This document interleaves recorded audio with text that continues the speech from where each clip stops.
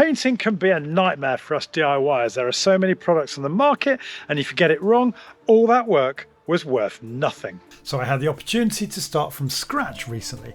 I deliberately had a front door made that was left unpainted so I could come up with a paint system that was simple to apply, needed minimal maintenance and would last a long time. In today's video I'm going to show you what this system is and why I think it's so good.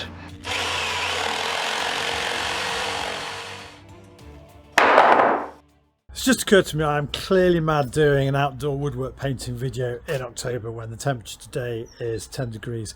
But anyway, hopefully you find this video useful and you can always save it down and watch it in the spring when the weather gets better. And also, if you're new to my channel, please subscribe. It would mean so much to me. You can do that by clicking on the link here. On with the vid. So what makes for the perfect exterior paint system? Well, surely it's a 3-part system with primer, undercoat and gloss, right? Preferably solvent. Well, not gonna lie, it did a brilliant job up here on this dormer window, which I rebuilt. We've since changed our mind on the colour. But there are some truly fantastic water-based products on the market these days, like this Treatex barn door paint, which I literally cannot praise enough. This is just an ordinary piece of pine and it looks as good today as the day I painted it. Now, a lot of paints typically sit on the outside of the wood, and that gives you a problem if that layer gets penetrated, or if in my case you've installed a load of cheap pine windows, the wood cracks, particularly on the south face of the house. These windows installed in the summer still look pretty good, but they should do, shouldn't they? And because, yep, you've guessed it, we didn't like the colour, I repainted them in Zinsser All Coat, the water-based version. There's a link on screen to that video now.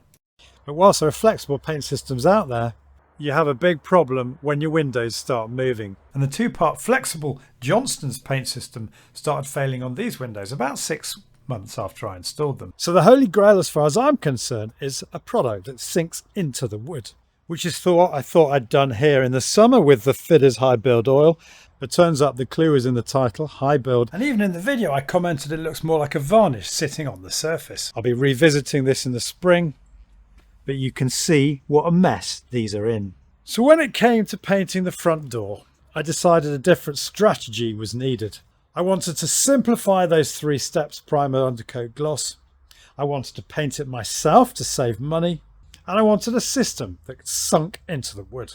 I've been a massive fan of Treatex stains, which I mixed to a bespoke colour to match a Victorian oak floor in our cottage. The only remaining period feature in the cottage, to be honest, and their hard wax oil. I've treated 3 engineered oak floors upstairs in Treatex stain and hard wax oil, and they all look as good today as the day I treated them.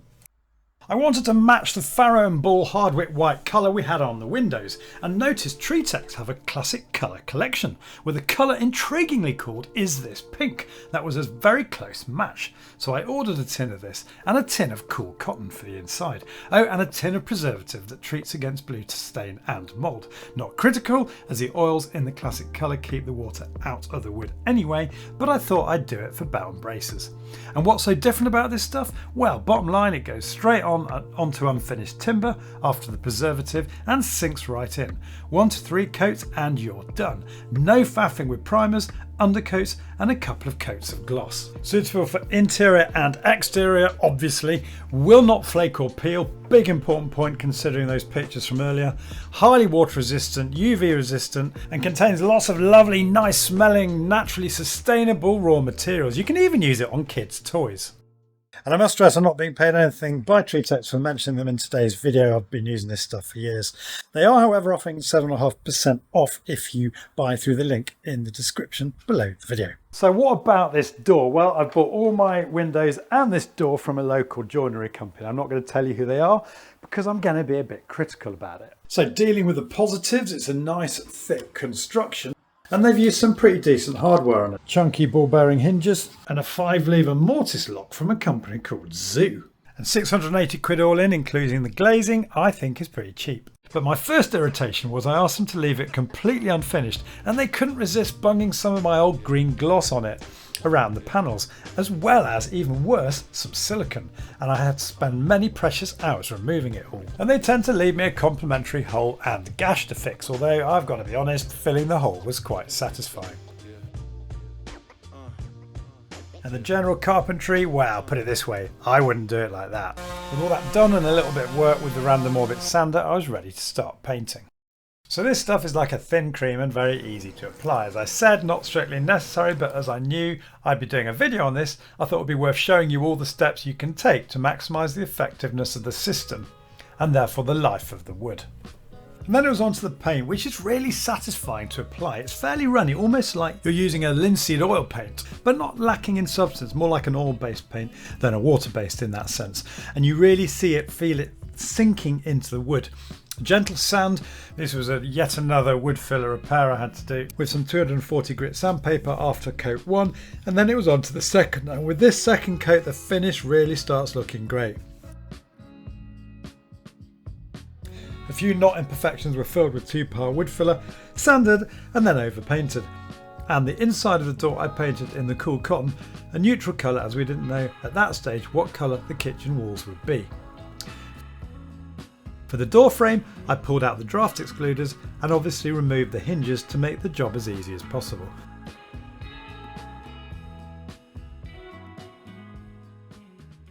And that was it, the job was complete. I haven't covered the installation of the door in today's video, but let me know in the comments if you'd like to see that, because I have got the footage.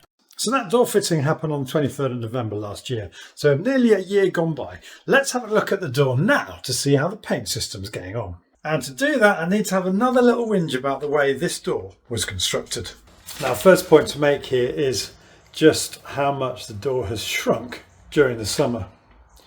We've got the tenons here that are projecting out of the lock style, which just shows you how much the door has sort of contracted inwards. And with that contraction, we had this batten here bowing out, leaving a massive crack. It's actually closed up a bit now. Haven't worked out what to do about that yet. I could take the batten out and trim a bit off it, but then of course when the door expands again, could have a bit of a gap.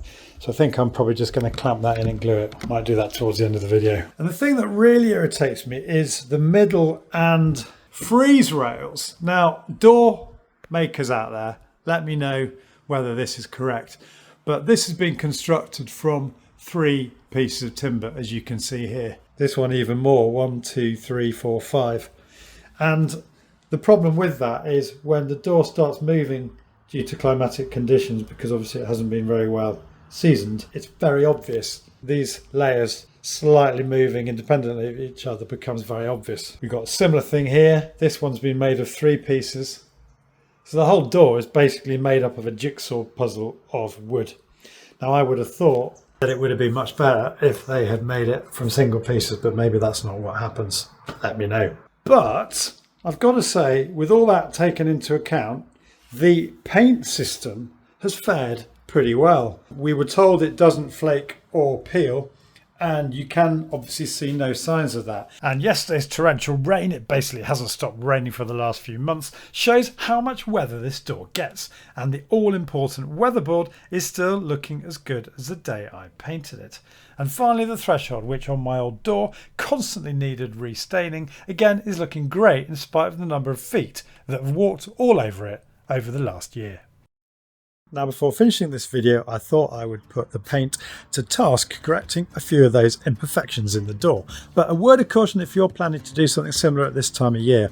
We're now in October, because the minimum temperature for using this paint is 10 degrees. It's actually been 16 today, and we've had some sun, so it's actually probably been slightly more than that. Also, the atmosphere and the wood itself needs to be dry because oil and water doesn't mix. So first up, I decided to fix in place that panel batten.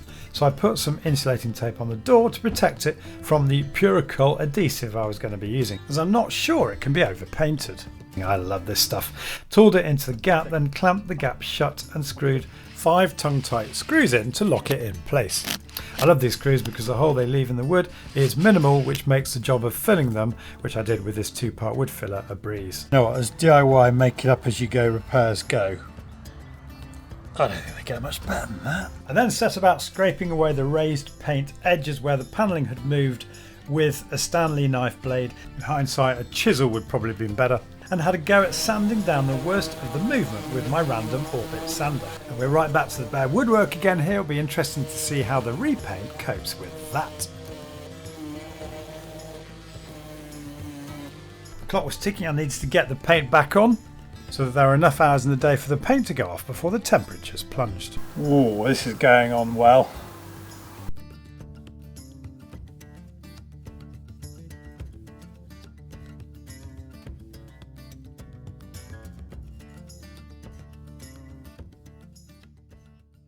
So that was that. How does the paint look? Well, I've got to admit, it was a bit of a shoddy, quick job. I didn't even paint right up to the edges because I wanted to be able to continue to shut the door whilst the paint was going off. And the main reason I did this was to try and show you how another coat after doing a quick repair would look. But ultimately, I've been really impressed. First thing I would say is that third coat, is it third or fourth coat, has made a big difference in terms of quality. The sheen is slightly less matte than the coat before it, so the build now is looking really nice. And actually the fact that I didn't paint to the edges gives you a chance to see the difference between what was there before and now this sort of final coat, which is more like a sort of semi-gloss. Bottom line, I really love it. I had some very heavy grain marks where the panels had been routed, and I filled those with 2-part wood filler, and they're looking great now. You can clearly see here how water repellent it is, because yet again we had some rain last night. I said it would be interesting to see how we got on with that area that was bare wood. The first coat didn't look too bad. I put another coat on yesterday morning. Don't recommend spot painting. As you can see, it has flashed a bit, but to be honest with you, if I hadn't told you that, you really wouldn't have known I'd done it. Those separated layers look a lot better than they did, and don't forget I didn't really do a comprehensive sand down, it was just a little bit, and this one here looks a whole lot better. And that's the DIY repair to the batten, and again I'm really pleased with the result. Just seen another thing that the company did wrong. That weatherboard, I am absolutely convinced is too high in this corner. I mean, what's that draft strip for there? It's about a centimetre between that and the bottom of the weatherboard. Deary me.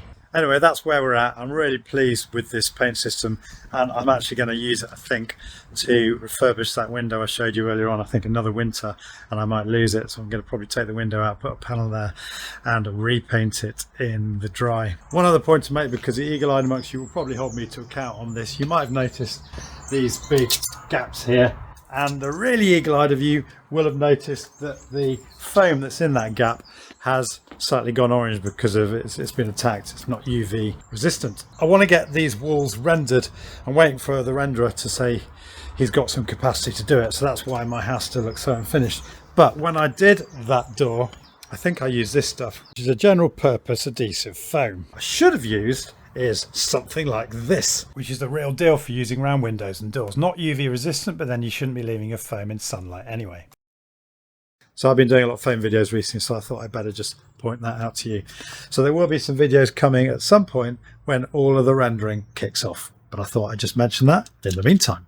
And looking again at this outdoor, I'm sorry to keep going on about my outdoor furniture, but you know, given how long I've been using Treatex for, why didn't I just pick up the phone to them and ask them? I mean, look, they even do a larch oil. So yeah, I hope you found that useful. Let me know your thoughts in the comments section below. Next week, I am turning my mind to a bit of internal stuff in the kitchen. I'm going to be hanging some reclaimed Victorian doors. I know I promised that in last week's video, but it is actually happening now. Massive thanks as usual for your support in watching my vids, and if you're new to my channel, it would mean the world to me to have you subscribe. You can do that by clicking on the link here. And don't forget to click the bell notification icon so you get notified of all my future uploads. See you next week.